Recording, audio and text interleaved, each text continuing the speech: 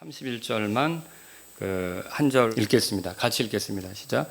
너희는 내게 거룩한 사람들이 될지니 너희는 들에서 짐승에게 찢긴 것의 고기를 먹지 말고 개들에게 그것을 던질지니라. 아멘. 하나님께서 이스라엘 백성에게 너희는 내게 거룩한 사람이 될지니 그렇게 말씀하셨어요. 여기 이제 거룩한 사람들이 되라고 이렇게 얘기를 했는데, 오늘 제가 드릴 말씀의 제목은 거룩한 사람들, 이런 제목으로 여러분에게 말씀을 드리겠습니다. 우리가 구원받았다면 우리의 삶은 구원받기 전하고는 다르게 되는 것입니다. 그리고 우리의 삶은 이제 구원받았다면 구원받지 못한 주변 사람들하고도 다르게 되는 거예요. 그래서 구원받지 못한 사람들이 우리를 볼 때 이상하다, 너무 다르다 우리랑, 이렇게 느껴지게 하는 거죠. 심지어는 어떤 사람은 못마땅해서 우리가 사는 방식에 대해서 비방할 수도 있습니다. 그런데 모두는 다 그렇게 비방하는 게 아니고, 그들 중에 어떤 사람은 우리를 보면서 우리의 행실이 그들과 다른 것을 눈여겨보며 우리 마음에 있는 그 소망에 대해서 물어올 수도 있습니다. 이를테면 이런 거죠. 어떻게 하면 당신처럼 살 수 있습니까? 자, 그때 우리가 하게 되는 일은 뭐죠? 바로 우리를 어둠에서 빛으로 인도하신 그런 예수 그리스도에 대해서 선전하고 전할 수 있는 게 우리의 삶이란 말이죠. 그렇게 믿으십니까? 지금 하나님께서 이스라엘 백성을 향해서도 그런 말씀을 하시는 거예요. 너희는 이렇게 구속받기 이전하고는 다르다는 거예요. 그리고 구속받아서 하나님을 섬기는 특별한 백성이 됐는데, 이 하나님을 알지 못하는 주변 이교도들과는 다르다는 거예요. 하나님께서 이런 구분을 두신 이유는 그들이 이렇게 다른 모습을 보면서 그 이교도들이 뭔가 이상하다, 손가락질도 할 수 있겠지만, 그 이교도들 가운데 어떤 사람들은 내가 사는 것은 거짓 속에 사는 것 같아, 이런 걸 느끼면서 이스라엘 백성을 통해 하나님께로 나오도록 하기 위해서 하나님께서는 이스라엘 백성이 좀 다르게, 구별되게 이렇게 살기를 원하시는 거예요. 그래서 오늘 본문에 너희는 내게 거룩한 사람이 될지니 이렇게 말씀하신 거예요. 그래서 오늘 제가 여러분하고 살펴볼 그 말씀의 내용이 뭐냐면, 거룩한 사람이 되라, 이렇게, 거룩한 사람이 될지니 이렇게 말했는데, 도대체 어떻게 사는 것이 그 당시에 그 이스라엘에게 있어서 거룩한 사람으로 살아가는 거냐, 이거를 살펴보려고 하는 거예요. 그래서 이걸 살펴보면서 저와 여러분이 이 마지막 시대에 예수 그리스도의 피로 구원받았다면, 우리도 여러분 그 베드로전서 1장에 보면은 그런 말씀이 있어요. 하나님께서 그 뭘 원하는지 베드로가 소개하는데, 거기에 보면은 베드로전서 1장에 들어보십시오. 오직 너희를 부르신 분께서 거룩하신 것 같이 너희도 온갖 종류의 행실에서 거룩할지니라. 베드로전서 1장 15절에 읽었고요. 16절은 이렇게 써 있어요. 기록된 바 내가 거룩하니 너희도 거룩하라, 이렇게 했어요. 그래서 사실 이게 이스라엘 백성들의 모습 속에서 너희는 거룩한 사람이 될지니, 거룩한 사람들이 될지니라 그렇게 했지만, 이건 오늘날 우리에게도 주는 그런 메시지라고 할 수 있는 거죠. 왜냐하면 우리가 구원받았다면 거룩하신 하나님을 상대하는 사람들로서 우리도 거룩하게 사는 것이 마땅하기 때문에, 그래서 저와 여러분들이 오늘 이 시간에 그러면 거룩하게 사는 사람, 거룩한 사람이 된다고 할 때 어떤 그런 모습이 있는가, 오늘 저는 이 본문을 통해서 크게 세 가지로 살펴보려고 하는 거예요. 세 가지로. 자, 여러분하고 이제 하나씩 보려고 할 텐데, 그 안에 또 구체적인 것들이 있습니다만, 저는 여러분들이 이제 기억하기 좋게 세 가지로 다뤄서 여러분에게 말씀드릴게요. 첫 번째는 뭐냐면 18절부터 20절까지의 내용인데, 따라서 해보세요. 이교도들을 따라가지 말라. 이 거룩한 생활이라는 게 뭐냐면 이교도들을 따라가지 말라는 거예요. 그래서 이교도들을 따라가지 않으려면 이교도들 안에서 있는 그런 것들을 받아들이면 안 되는 거예요. 이교도들이 행하는 것, 이교도들이 가지고 있는 것을 제거해야만 하는 거죠. 그러면 이교도들 안에는 뭐가 있느냐? 첫 번째로 이교도들 안에는 마녀가 있어요. 마녀. 18절 다 같이 보겠습니다. 18절 읽겠습니다. 시작. 너는 마녀를 살려두지 말지니라 그랬어요. 그러니까 주께서는요, 마녀를 죽이라고 그랬어요. 그러니까 마녀를 용납하면 안 된다. 그렇게 말씀하신 거죠. 그럼 마녀가 뭐냐? 궁금하잖아요. 마녀는요, 마귀들을 접촉하는 여자예요. 그러니까 이교도들 안에는 우상 숭배가 있는데 그 우상 숭배는 사탄 숭배로까지도 연결이 됩니다. 이렇게 악한 영들과 접촉을 하면서 사람들이 그 사탄 숭배에 빠져들게 하고, 그리고 거기에 참여하는 어떤 남자들이 있을 때 그들과 음탕한 관계도 갖고, 이렇게 하는 여사제들을 가리켜서 마녀라고 하는 거예요. 오늘날로 말하면 무당이죠. 무당. 오늘날 무당들도요, 이렇게 사람들이 마귀들하고 접하게 이렇게 해주는 일을 할 뿐만 아니라 음탕한 일들도 해요. 무당들이 그런 일을 해나간단 말이죠. 그래서 이 마귀들을 가까이 하고 이렇게 음탕한 일을 하는 이런 여자를 너희 가운데는 있게 해서는 안 된다. 거룩한 사람들은 그런 거를 품지 않는다. 그런 것과 거리를 두고 살아간다. 이게 하나님이 하신 말씀이라는 거죠. 그리고 이런 무당들이 하는 일이 뭡니까? 마귀 숭배를 하죠. 그리고 점을 쳐요. 때를 관찰하고, 그리고 마술도 하고 영들을 불러내기도 해요. 그래서 죽은 누구를 만나게 한다, 뭐 이렇게도 하지만, 죽은 누가 왔다, 뭐 이렇게도 하지만, 사실은 죽은 누가 어떻게 옵니까? 그 사람이 구원받지 못했으면 어디로 가야 되는 거예요? 지옥으로 떨어져야 되는 거죠. 그건 마귀를 불러내는 것과 같은 일이라는 거죠. 그런 것들을 마녀들이 하는 거예요. 그래서 신명기 18장 찾아보세요. 신명기 18장. 신명기 18장입니다. 거기 보면 9절부터 보려고 합니다. 자, 제가 읽을게요. 주 내 하나님께서 내게 주시는 땅에 들어가거든 너는 그 민족들의 가증한 것들을 따라 행하는 것을 배우지 말며. 그러니까 이교도들의 것을 받아들이지 말란 말이에요. 그러니까 주변에 사는 이교도들의 것을 취하지 말라는 거죠. 그리고요, 자기 아들이나 딸을 불 가운데로 지나가게 하는 자나, 이거 몰렉 숭배예요. 우상 숭배죠. 마귀 숭배예요. 점을 치는 자나, 때를 관찰하는 자나, 요술하는 자나, 마녀나, 마법사나, 부리는 영들에게 조언을 구하는 자나, 마술사나, 강신술사. 여러분 신내림 받았다 뭐 이런 거 들어보셨죠?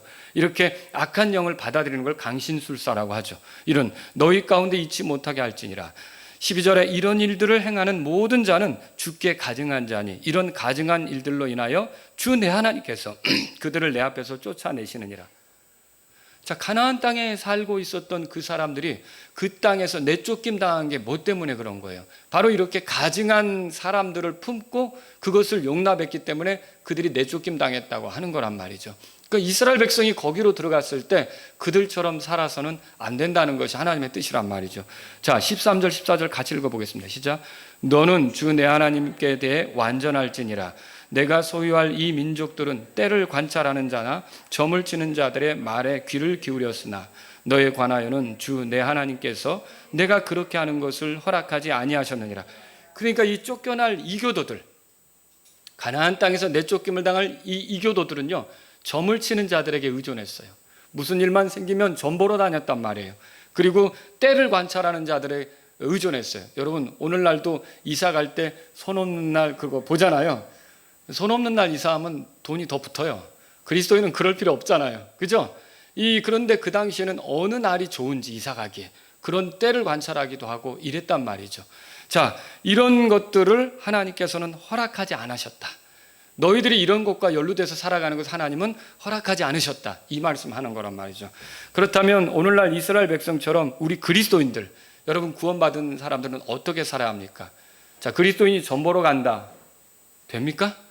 안 되죠. 그리스도인이 점 보러 가면 안 되죠. 뭐 제가 그런 얘기도 들었지만 어떤 목사님이 목회를 하는데 어디다 예배당을 세우면 잘 될지 점 보러 갔다는 얘기도 제가 듣기는 했지만 그리스도인은 점 보러 다니는 거 아니란 말이죠. 또 여러분 오늘의 운세 같은 거 이런 거 따지는 거 그런 거 여러분 좋아하고 오늘 몸살해야겠다 이렇게 할 필요 없는 거예요. 저와 여러분들은 하나님 신뢰하면서 살아가면 되는 겁니다. 토종비결 같은 거 보는 거 올해 아이고 물 조심하래네 뭐 우리는 그런 거에 연연해 하면서 사는 사람들이 아니라는 거죠.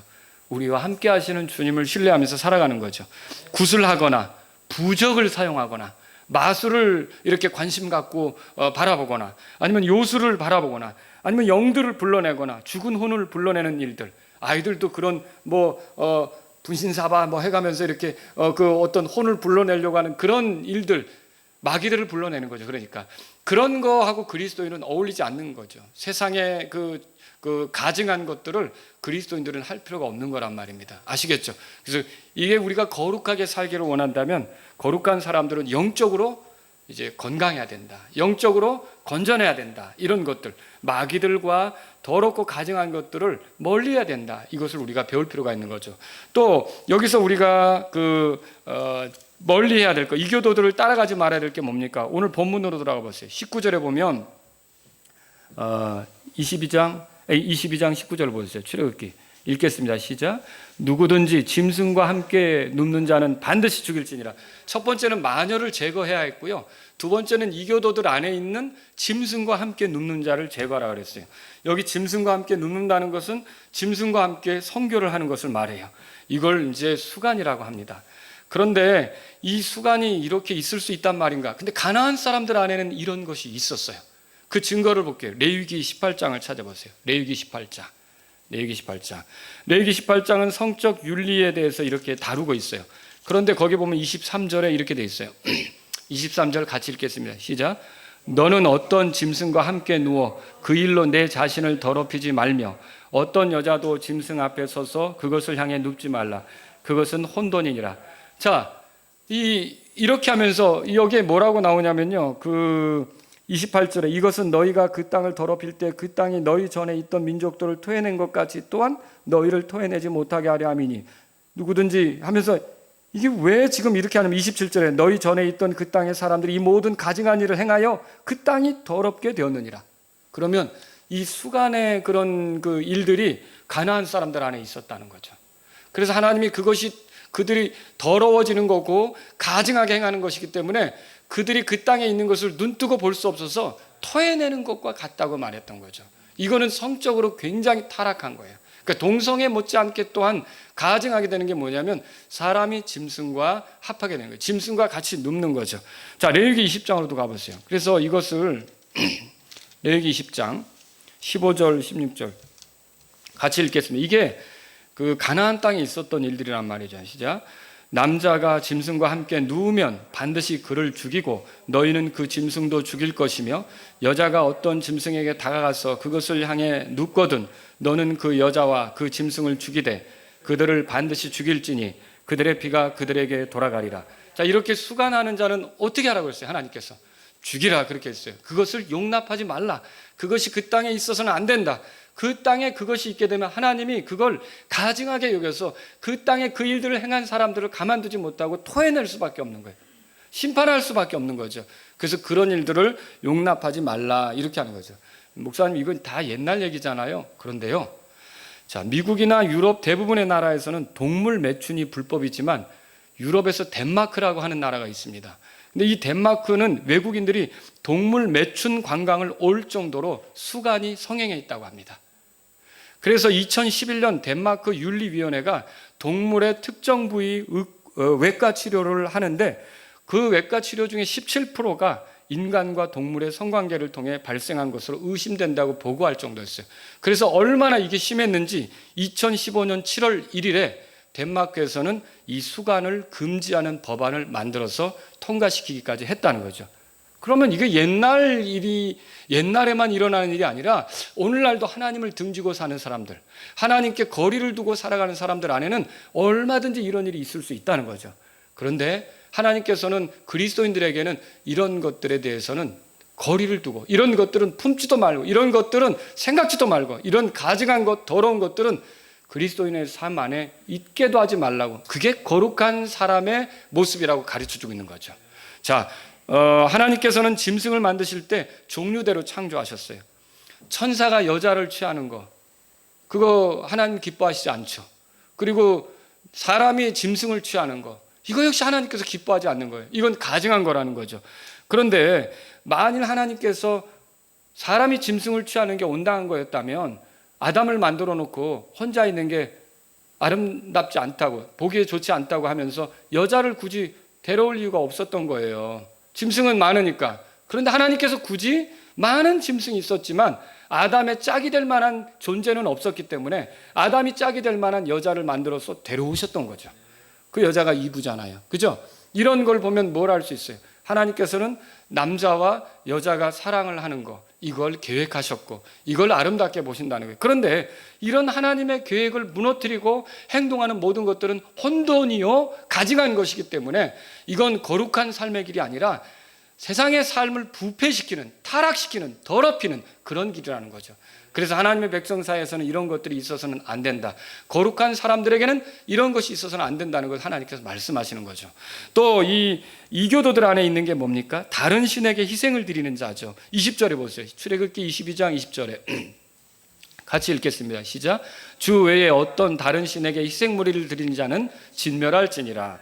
이스라엘은 주 하나님 외에 다른 신을 섬겨서는 안 되는 거예요. 십계명 중에 첫 번째 계명이 그거잖아요. 나 이외에 다른 신들을 내게 있게 하지 말지니라. 그죠? 이게 첫 번째 계명이에요. 여러분, 하나님께서 질투하시는 하나님이라는 걸 읽어보셨죠?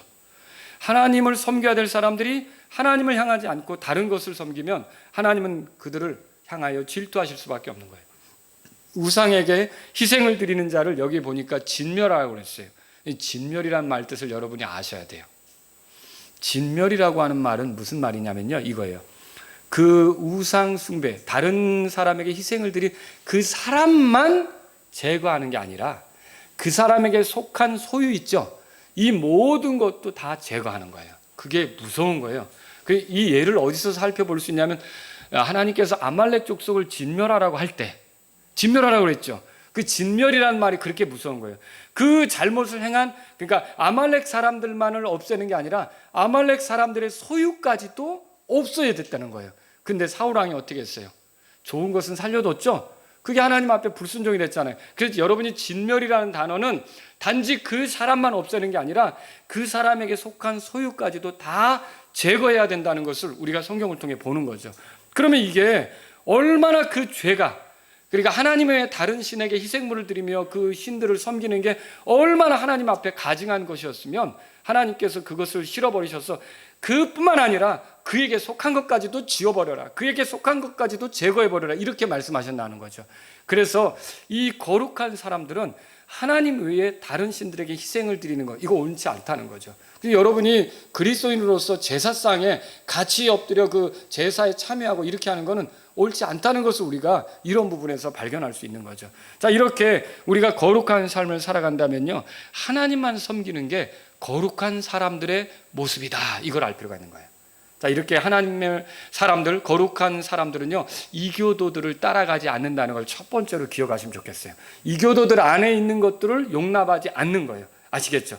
두 번째로 말씀드릴게요. 그 거룩한 사람들의 그 모습 두 번째는 뭐냐면, 약한 자, 악한 자가 아니고 힘이 없는 자 말이에요. 약한 자를 학대하지 말아야 된다는 거죠. 학대하지 않는 게 거룩한 사람들의 모습이라는 거죠. 그러면 이 학대하지 말아야 될 대상이 오늘 또 본문에 나와요. 이것도 세 가지로 말할 수 있어요. 첫 번째는 뭐냐면 나그네예요. 나그네.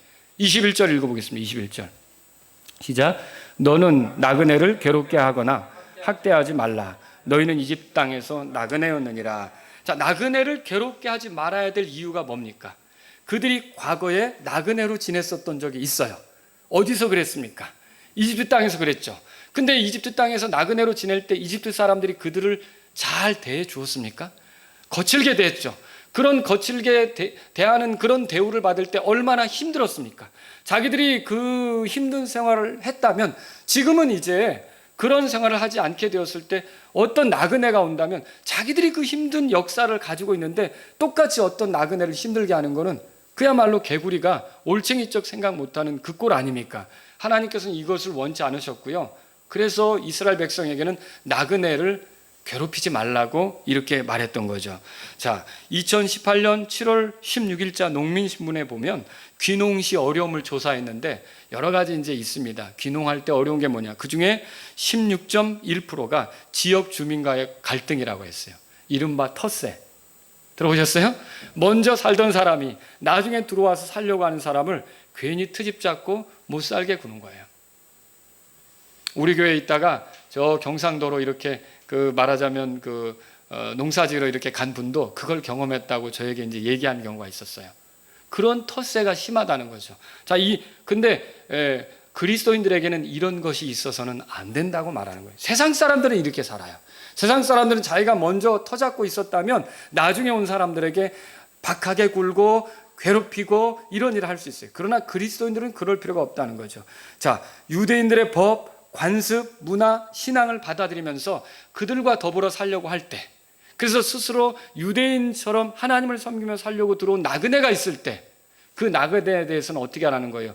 따뜻하게 하고 호의를 가지고 대하고 이렇게 하려고 하는 게 하나님의 뜻이라는 거죠. 원래 뭐 가나안 땅에 사는 이방인들은 축출하라 그랬잖아요, 이교도들은. 근데 그게 아니라 지금 이제 하나님을 두려워하면서 같이 이 유대인처럼 하나님을 섬기려고 들어온 그런 나그네가 있다면 따뜻하게 대해주라고 하는 거죠. 오늘날 이걸 우리가 어떻게 적용할 수 있겠어요? 예를 들어서 집안에 내가 먼저 있었고 새로 들어온 사람 있잖아요. 뭐 시집을 왔다든지 사위가 됐다든지 거기 텃세 부리면 돼요? 안 된다는 거죠. 내가 먼저 있었으니까. 또 회사도 마찬가지예요. 먼저 있었고 내가 먼저 일하던 자고 익숙해 있고 이제 막 새롭게 일하러 온 사람을 우습게 알고 거칠게 대하고, 그리스도인은 이러면 안 된다는 거죠. 거룩한 사람은 이렇게 하면 안 돼. 군대도 마찬가지예요. 내가 짬밥이 있고 군생활 좀 익숙해졌다고 신병들 괴롭히고 이렇게 하면 안 된다는 거죠. 그리스도인들은 이렇게 살면 안 된다는 거죠. 어느 지역이든지 먼저 있었다는 이유로 나중에 온 사람을 괴롭히는 것은 거룩한 사람들에게 어울리지 않는다. 이것이 이제 성경의 말씀이라는 거죠. 지난해 2019년이죠. 8월 1일자 KBS 뉴스에서는요, 농촌에서 일하는 우즈베키스탄 그 노동자에 대한 그 모습이 이렇게 소개된 적이 있었어요. 이 사람이, 저도 그래서 그 영상을 봤어요. 반일을 하는데 그 많은 작물들을 만져야 되는 거예요. 근데 손으로 만지면 그게 손이 상하잖아요. 그러니까 그 고용한 사람에게 장갑을 달라고 그랬어요. 저 장갑 좀 주세요 그랬더니 와가지고 그 사람을, 내가 왜 네 장갑을 줘? 네가 가지고 왔어야지 하면서 얼굴을 치고 다리를 걸어서 넘어뜨리고 이렇게 하는 거예요. 자기는 장갑을 끼고 있는데 그 그림에. 근데 그게 SNS에서 떠서 우즈베키스탄 사람이라는 걸 알고 우즈베키스탄 그런 대사관에서도 우리나라 사람인 것 같다라고 그거 문제 제기를 하고 이렇게 했던 것이 뉴스에 나왔다는 거죠. 자, 외국인 근로자가 와서 여기서 일할 때 불법적인 것이 있다면 그것도 적법하게 다뤄야 되겠죠. 그러나 그렇지 않고 나그네로 와서 여기서 일할 때 그 사람들에 대해서 거칠게 대하고 함부로 욕하고 아주 그 저급한 사람을 대하듯이 이렇게 하고, 그리스도인에게 그거 어울립니까? 그렇게 노동자를 학대하면서 그 나그네를 학대하면서 거기서 번 돈으로 11조 바치겠다고 교회에다가 바치는 장로가 있다면 그건 잘하는 것입니까? 그거는 거룩한 사람의 모습이 아니라는 거죠. 그래서 성경은 뭘 말합니까? 오늘날 나그네를 괴롭히지 않아야 된다고 얘기하고 있어요. 그래서 나그네를 괴롭히지 말아야 될 이유는 무엇입니까? 여러분, 이거예요. 나그네에게도 복음을 전해야 되잖아요.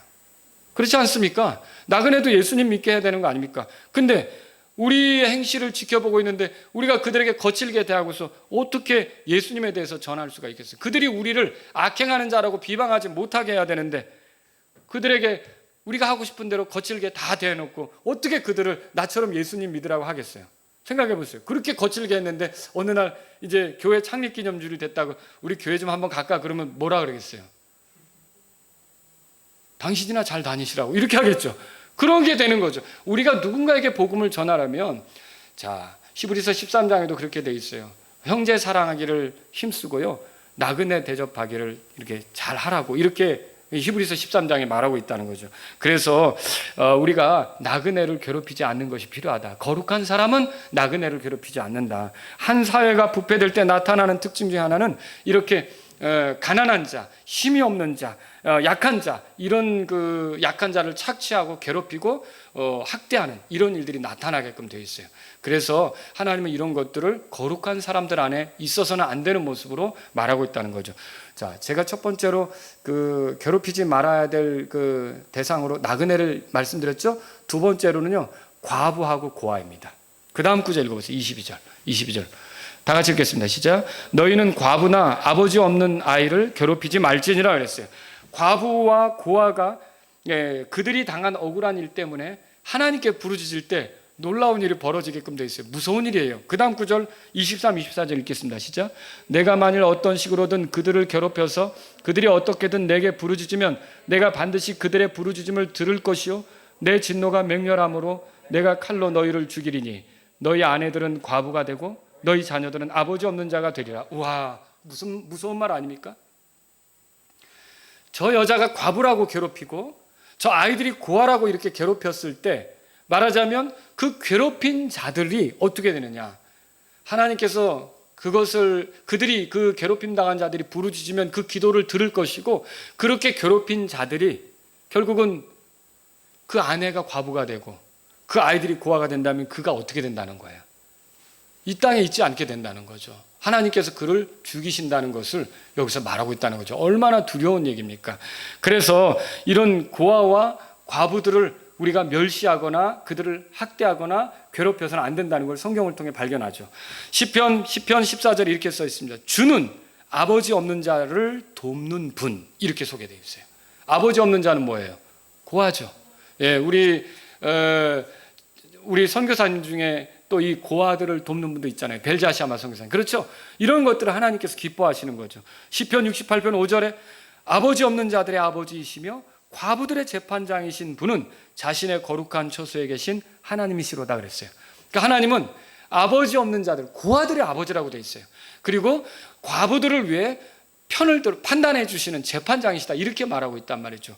또 이런 말도 있어요. 잘 행하기를 배우고 판단의 공의를 추구하며 학대받는 자들을 구제하고 아버지 없는 자들을 위해 재판하며 과부를 위해 변호하라. 이사야서 1장 17절에 이렇게 말하고 있어요. 그래서 하나님께서는요, 고아들, 과부들을 괴롭히지 않도록 이렇게 하나님의 사람들에게 말하고 있어요. 그러니까 거룩한 사람들은 고아들과 과부들에게 더 동정심을 가지고 대한다, 불쌍히 여긴다, 이걸 우리가 알 수 있는 것이죠. 여러분, 세 번째로 뭡니까? 첫 번째로 뭐라 그랬죠? 누구를 괴롭히면 안 돼요? 나그네. 두 번째는요, 고아와 과부들을 괴롭히면 안 된다 그랬죠. 세 번째로 가난한 채무자를 괴롭혀서도 안 되는 거예요. 25절 26절 읽어보겠어요. 다 같이 읽겠습니다. 시작. 내가 만일 내 곁에 있는 가난한 내 백성 중에 누구에게 돈을 빌려주거든 그에게 이자 받는 자같이 굴지 말고 그에게 이자를 부과하지 말지니라. 내가 어떻게든 내 이웃의 옷을 담보로 잡거든 해가 질 때까지 그에게 그것을 넘겨줄지니라. 여러분, 물론 이제 이런 경우 있어요. 누군가 내 돈을 가지고서 그 돈을 투자하든지 그 돈을 굴려서 이득을 남겼을 때 그게 내 돈이었잖아요. 그럼 나는 이자를 받는 게 맞을까요? 당연히 맞죠. 그게 하나님 말씀이에요. 그러니까 내 돈을 가지고 이득을 남겼다면 그 자기 돈이 아닌데 나는 거기서 이자를 취하는 게 성경이에요. 왜 그래요? 예수님께서 달란트 비유에서 말씀하셨어요. 5달란트, 2달란트 받은 자를 이제 칭찬하시고, 그리고 1달란트 가지고 온 자가 있었잖아요. 그 1달란트 가져온 자에게 뭐라 그랬어요? 그러므로 내가 내 돈을 바꾸는 자에게 맡겨서 내가 올 때까지 이자와 함께 내 것을 받게 했어야 함이 마땅하도다. 그 뭐예요? 네가 내 돈을 가지고 가서 그 은행에 맡겨두고 그 사람들이 돈을 굴릴 거 아닙니까? 그렇죠? 은행이. 그러면 그 이자가 나에게 오도록 하고 원금도 받게 했어야 마땅하지 않느냐, 이렇게 말했어요. 그러니까 이자를 받는 게 나쁜 건 아니라는 거죠. 분명히 투자의 개념이 될 때는, 어떤 소득이 나올 때는 이자를 주는 게 맞죠. 이자를 주는 게 맞죠. 그리고요, 여러분, 또 요셉도 그 이집트의 총리로 있을 때 이집트의 백성들에게 땅을 이렇게 임대해 주면서 그들이 1년 동안 곡식을 이렇게 농사져서 얻게 되면 어때요? 그 땅값을 받죠. 지대를 받아가지고 어떻게 해요? 그것을 파라오의 창고에 넣어주잖아요. 그런 것들을 볼 때 이거 받는 것이 문제는 아니라는 거죠. 그런데 가난한 형제에게 돈을 구워줄 때 주의해야 될 게 있어요. 그건 뭐냐면 이자를 받는 것이 먼저가 아니라 가난한 자를 도우려고 하는 생각이 먼저여야 된다는 거죠. 그게 거룩한 사람의 특징이에요. 그러니까 내가 이 사람에게 돈을 구워주고 얼마의 이득을 남길까? 이게 거룩한 사람의 그 마음이 아니라 내가 이 사람이 어려우니까 이때 도움이 돼야겠다라는 뜻으로 돈을 구워주는 것이 거룩한 사람의 모습이라는 거죠. 이해하시겠죠? 이거를 신명기 보세요. 신명기 23장. 신명기 23장.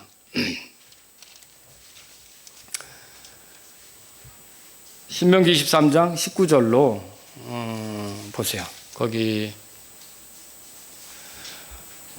제가 읽겠습니다. 너는 내 형제에게 꾸어주고 이자를 받지 말지니 곧 돈의 이자나 음식물의 이자나 이자를 받으려고 꾸어준 어떤 것의 이자도 받지 말지니라. 특히 형제에게 그렇게 했어요. 형제에게.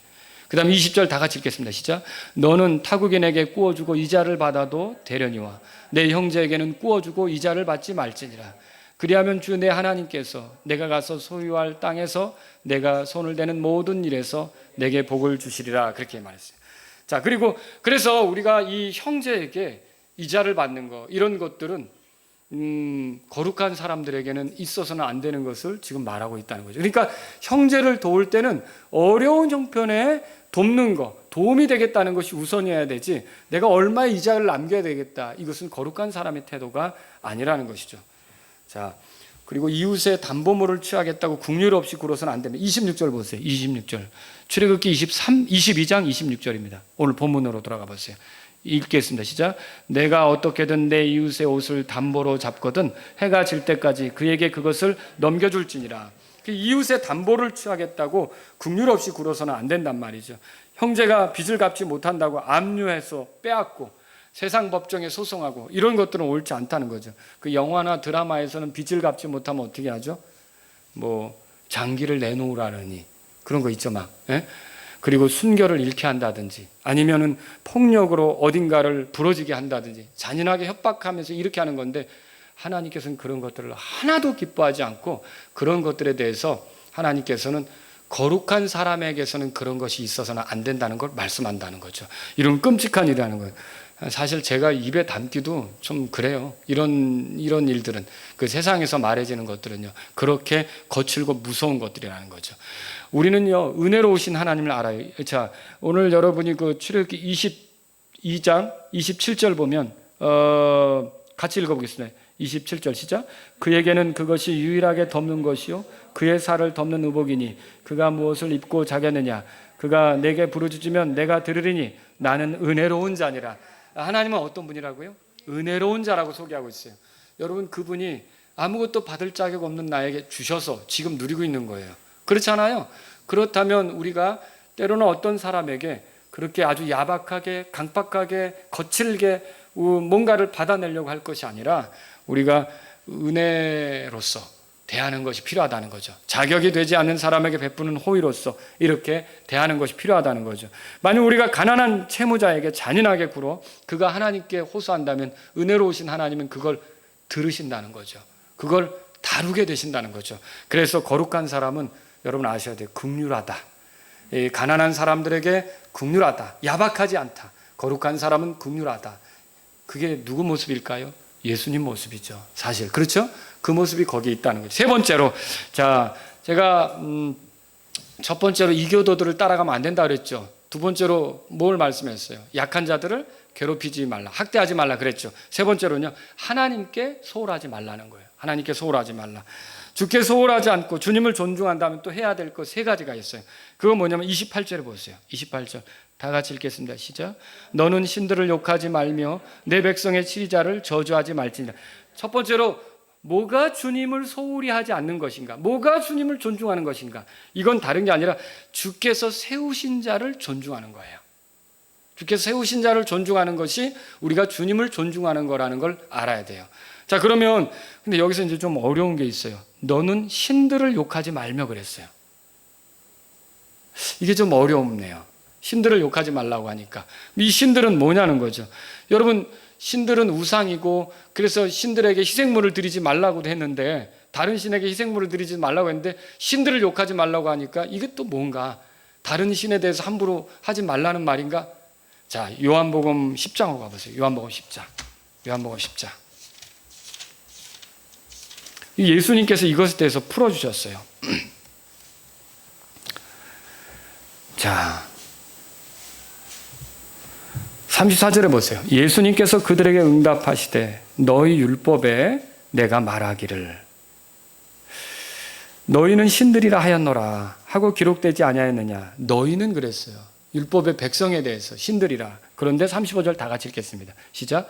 하나님의 말씀이 임한 자들을 그분께서 신들이라 하였으며 또 성경 기록은 깨뜨리지 못할진대. 그러면 예수님의 해석에 의하면 이 본문에서 신들은 누구를 말하는 걸까요? 하나님 말씀이 임해서 그 말씀을 전하는 자들을 신들이라고 이렇게 말하고 있는 거죠. 이해하시겠죠? 그러면 이건 무슨 뜻입니까? 다시 말하면 하나님 말씀을 전하는 자들을 이렇게 함부로 욕하고 비난하고 조롱하면 안 된다고 하는 것이죠. 지금 이것을 말하고 있는 거예요. 그래서 신들을 욕하면 안 된다. 그래서 여러분에게 한 예를 들어볼게요. 성경을 읽어보신 분은 알 텐데 엘리사 시절에 엘리야가 베델에서 나가 이제 어디로 가는데 아이들이 나왔어요. 그 아이들이 그 엘리사를 향해서 뭐라 그랬냐면 너 대머리여 올라가라. 너 대머리에 올라가고 아이들이 조롱을 했던 거예요. 근데 엘리사는 누구예요? 그 시절에 하나님 말씀을 이스라엘 백성에게 주는 자 아닙니까? 하나님께서 쓰시는 사람 아닙니까? 그런데 얼마나 세상이 타락했으면, 얼마나 하나님 말씀을 무시하는 시절이 되었으면 하나님 말씀을 전하는 자를 아이들이 너 대머리여 올라가라, 쉽게 말하면 너 대머리여 저리 꺼져라, 그런 소리거든요. 그렇게 비난했던 거죠. 그러니까 이 엘리사가 돌이켜보며 그 아이들을 향해서 저주를 했던 거예요. 그랬을 때 어떻게 됐습니까? 성경에 보니까 암곰 2마리가 나타나서 이 아이들을 찢는데 42명의 아이들이 찢겨졌다고 성경에 기록되어 있어요. 왜 그런 거예요? 바로 이 말씀이에요. 하나님의 말씀을 존중한다면 하나님 말씀을 전하는 자들을 존중해야 될 텐데, 여기 보니까 다시 말하면 여기 신들을 욕하지 말라고 했는데 이게 우상들을 욕하지 말라는 게 아니라 하나님 말씀을 받아서 그 백성에게 전하는 자라면 그를 세운 하나님을 존중해서 그 말씀을 전하는 자도 존중해야 된다는 거죠. 여러분이 하나님 말씀을 받을 때 사람의 말로 받으면 안 된다는 거 읽어보셨죠? 하나님 말씀으로 받아야 그게 그 사람에게 효과 있는 열매를 내놓는 거죠. 그렇죠? 그래서 이렇게 하나님 말씀을 전하는 자들을 욕하거나 이렇게 하면 안 된다는 거죠. 그래서 하나님의 사역자로서 이렇게 이제 말씀을 전하는 자들을 존중해야 되는 거, 그 세워진 권위를 존중해야 되는 게 하나님을 존중하는 거. 거룩한 사람은 그래서 하나님께서 세우신 사람을 존중하는 것이 거룩한 사람의 모습이라는 거죠. 그리고 여기 또 뭐가 나옵니까? 내 백성의 치리자를 저주하지 말라 그랬어요. 그래, 이건 뭐예요? 내 백성을 다스리는 통치자들을 저주하지 말라는 거예요. 이 통치자는 왜 있는 겁니까? 치리자들은 로마서 13장 보세요. 로마서 13장.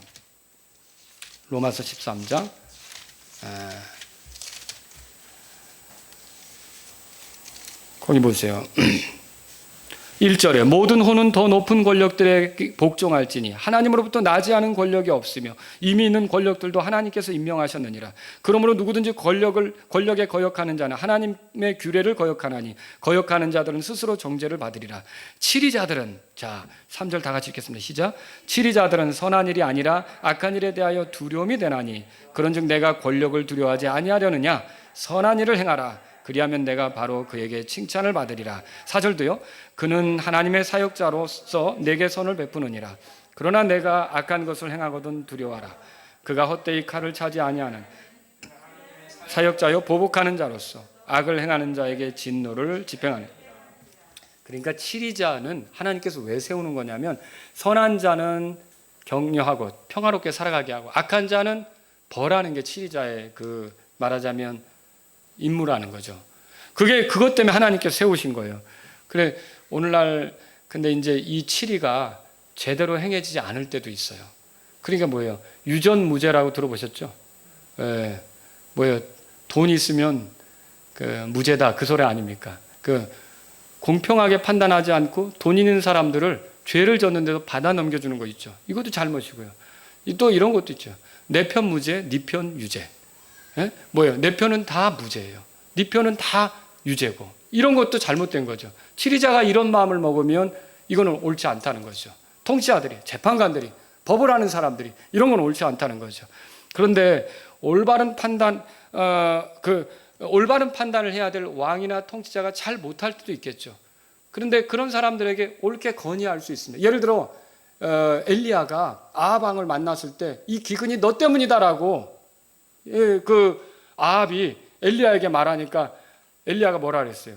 이것은 당신 때문입니다. 당신이 하나님 말씀을 듣지 않기 때문에 이 지경이 됐습니다라고 얘기했죠. 찍소리도 못하고 있었던 건 아니란 말이죠. 옳게 조언하고 옳게 의견을 개진하고 이렇게는 할 수 있어요. 그러나 그렇다 할지라도 엘리야가 왕을 이 나쁜 뭐뭐야 너 때문에 이렇게 됐지라고 했습니까? 그렇게 되진 않았다는 것이죠. 치리자는 어떻게 돼요? 존중하는 것이 하나님의 뜻이라는 말이죠. 그래서 저와 여러분들은요, 지리자들이 올바른 판단을 하고 백성을 위하도록 그 얻은 기회를 정말 잘 써서 백성이 잘 살아갈 수 있게 그렇게 헌신하는 자들이 되도록 기도할 필요가 있다는 거죠. 모든 통치자들이 다 100% 마음에 드는 것은 아닙니다. 이런 공이 있다면 과도 있는 거고요. 그런 거예요. 그래서 모든 통치자들을 대할 때 우리 눈에 다 차지는 않는 거죠. 그래도 어떻게 합니까? 우리는 그들을 위해서 기도해야 돼요. 예를 들어 박근혜 대통령을 위해서 기도해야 했다면 지금은 누구를 위해서 기도해야 합니까? 문재인 대통령을 위해서 기도해야 되는 거죠. 이것이 우리가 치리자들을 위해서 할 일이란 말이죠. 하나님께서 이런 것들을 우리에게 가르쳐주고 있는 거예요. 그들이 하나님께서 주신 통치의 기회를 잘 선용할 수 있도록 우리가 통치자들을 위해 기도해야 된다는 거죠. 그래서 사도행전 한 예를 들어볼게요. 사도행전에는요, 바울이 공회에 불려 나갔던 적이 있어요. 근데 자기 자신에 대해서 이렇게 얘기를 하니까 아나니아라고 하는 대제사장이 그 사도 바울 옆에 있는 사람들에게 시켜가지고 저 사람 입을 쳐라 그렇게 했어요. 여러분 그거 읽어보신 적 있어요? 그러니까 사도 바울이 바로 그 대제사장에게 뭐라 그러냐면 이렇게 써 있습니다. 너 회칠한다며 하나님께서 너를 치시리로다. 내가 율법에 따라 나를 재판한다고 앉아서 율법을 어기며 나를 치라고 명령하느냐 이렇게 얘기했죠. 그러니까 옆에 있던 사람이 뭐라 그랬냐면 네가 하나님의 대제사장을 욕하느냐 이렇게 얘기했어요. 그럴 때 사도 바울의 태도가 뭐였죠? 나는 그가 대제사장인 줄을 알지 못하였노라. 기록된 바 너는 내 백성의 치리자를 비방하지 말라 하였느니라. 이거 기록된 바 하면서 율법을 인용해요. 신약교회 성도인데 그 율법을 인용하면서 어떻게 합니까? 내가 몰랐다. 내가 이게 주님이 금하신 일을 내가 하지 않아야 된다고 믿는다. 이렇게 했던 거죠. 그래서 저와 여러분들이 해야 될 건 뭐예요? 치리자를 세우신 분이 하나님이라면 그들을 존중하는 의미로 그들을 위해 기도하는 것이 필요하다는 거죠. 그들도 잘못할 수 있어요. 그들도 100% 우리 마음에 들게 할 수는 없다는 거죠. 그래도 어떻게 해요?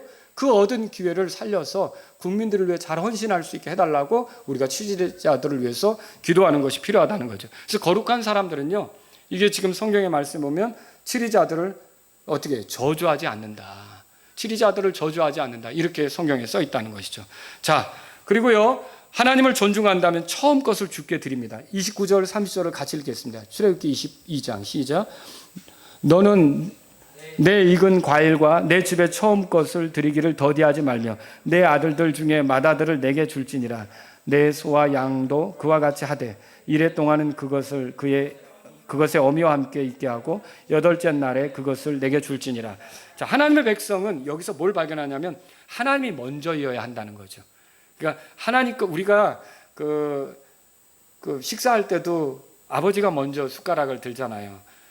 여러분의 가정의 자녀들은 어떻게 하는지 모르겠지만 아버지가 먼저 숟가락을 떠야죠. 그죠?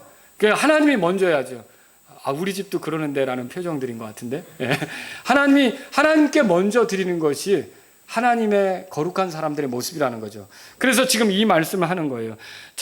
잠언 3장 9절에도 이렇게 써요. 내 재물과 내 모든 소유의 첫 열매로 주를 공경하라. 그리하면 내 창고가 가득히 차고 내 포도즙 틀이 새 포도즙으로 터져 넘치리라. 이렇게 말씀했어요. 예수님이 먼저 그분의 왕국과 그분의 의를 구하라. 그렇게 말씀하신 적 있죠. 여러분, 하나님의 백성은 우선순위에 있어서 누가 먼저예요? 하나님이에요. 거룩한 사람들은 하나님께 먼저예요. 시간도 하나님 거. 내가 일주일을 보내는데 먼저 내가 시간 타임 계획을 짠다면 하나님께 먼저 시간을 떼놓는 거예요. 내 주일은 하나님께 드린다. 떼놓는 거예요. 재능도 역시 하나님을 위해서 내가 이렇게 써야지. 물질도 내가 하나님을 위해서 이건 구별해서 드려야지. 쓰다 남는 거, 찌꺼기 같은 거 이런 걸로 하나님을 섬기려고 하지 않는다는 거죠. 예배는 시간이 남으면 드릴게요. 이건 잘못된 거예요. 거룩한 사람은 그렇게 살지 않는다는 거죠. 헌금이요? 내가 빚 다 깎고 청산하고 나면 그때 하나님께 헌금할게요. 이거 아니라는 거죠. 내 사정이 어떻든 하나님께 먼저 항상 생긴 것들 중에 하나님이 나에게 얻게 하신 것들 중에 먼저 하나님을 챙기려고 하는 게 거룩한 사람의 모습이라는 거죠. 이게 성경의 모습이에요. 그래서 우리가 처음 것을 주님께 드리지 않으면요, 육신적이 되기도 하고 그것을 잘못 사용해서 나중에 후회할 일이 생긴단 말이에요. 자, 마지막으로 31절에 보세요. 다 같이 읽겠습니다. 너희는 내게 거룩한 사람들이 될지니 너희는 들에서 짐승에게 찢긴 것의 고기를 먹지 말고 개들에게 그것을 던질지니라 그랬어요. 자, 이스라엘 백성은 뭐예요? 거룩한 사람들은 먹는 것도 달라요. 개들에게 찢긴 거, 들에서 찢긴 거. 이거 여기 보니까 이제 개들에게 그런 것을 주고요. 짐승에게 찢긴 것을 고기를 먹지 말라 이렇게 돼 있어요. 그 찢긴 짐승은 해롭기도 하거니와 동물이 먹다 남은 것을 인간이 취하는 것은요, 하찮고 천하고 탐욕스러운 것입니다. 그래서 거룩한 사람은 아무거나 먹지 않는다는 거죠. 우리가 이 세상에 살면서 세상 사람들이 먹던 거, 이런 것들, 세상 사람들이 즐기는 것을 우리가 생각 없이 같이 먹는 것은 거룩한 사람에게 어울리지 않는다는 거죠. 같이 술 마시고 같이 이렇게 해로운 것을 취하고 이런 것들은 아니라는 것이죠. 자, 오늘 저는요, 지금까지 하나님께서 이스라엘에게서 원하시는 바가 이교도들을 따라가지 말라, 약한 자들을 학대하지 말라, 그리고 하나님을 소홀히 하지 말라, 이런 것들, 이게 거룩한 사람의 특징이라는 것을 여러분에게 말씀드렸어요. 이 말씀에 의해서 하나님께서 우리에게 원하시는 것 세 가지 말씀드리고 끝낼게요. 첫 번째, 하나님께서는 우리가 믿지 않는 우리 주변 사람들과 다르게 사는 것을 원하셔요. 우리가 우리 주변에 있는 믿지 않는 사람들과 다르게 사는 것을 원하신단 말이죠. 하나님에 의해서 구별되었다면 우리는 거기에 어울리게 살아야 되는 거예요. 예를 들어서 아브라함을 갈대아 우르에서 불러낸 거 아니에요. 갈대아 우르에서 우상숭배했었죠. 그런데 아브라함이 갈대아 우르에서 나와서 우상숭배를 한다. 그럼 하나님이 기쁘시겠습니까? 아니라는 거죠. 자, 이스라엘 사람을 이집트 땅에서 구출해냈어요. 이집트에 많은 우상숭배가 있었지만 거기서 구출해내셔서 하나님을 섬기게 한 거예요. 그런데 이렇게 구출해냈더니 이집트의 그 신들을 섬긴다, 이스라엘 사람들이. 그럼 되는 거예요? 그러니까 하나님이 기뻐하지 않는 거죠. 똑같이 우리를 이 세상에서 건져내신 거예요.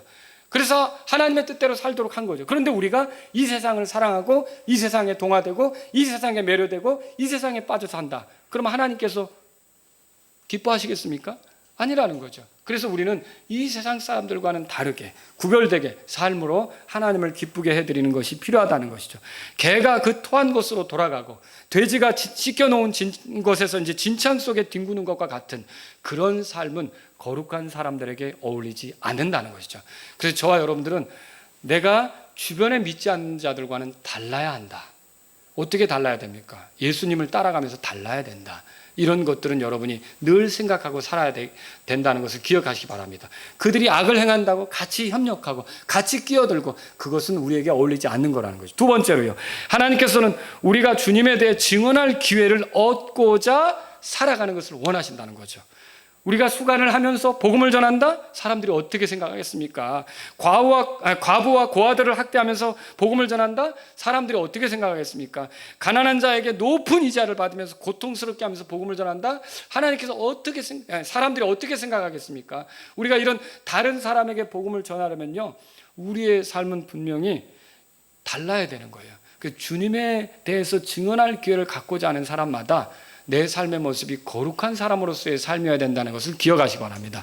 자, 세 번째로 드리고 싶은 말씀은 우리가 역지사지로 살아가는 것을 원하십니다. 자, 과거 우리가 어려웠을 때를 돌아보고 지금 사는 것을 주님은 우리에게서 원하시는 거죠. 그걸 기뻐하시는 거예요. 이집트에서 나그네로 지낼 때 고통했잖아요. 근데 지금 나그네를 학대한다? 이거 하나님 기뻐하시지 않는 거죠. 만일 우리가 어려운 형편에 처한다면 누군가의 도움이 필요하잖아요. 그럼 우리를 하나님이 지금 넉넉하게 하셨을 때 누군가 어려운 사람을 우리가 도와주는 건 그거는 있을 수 있는 일이라는 거죠. 여러분, 성경의 황금률이 뭐예요? 대접받고 싶은 대로 대접하라는 거 아닙니까?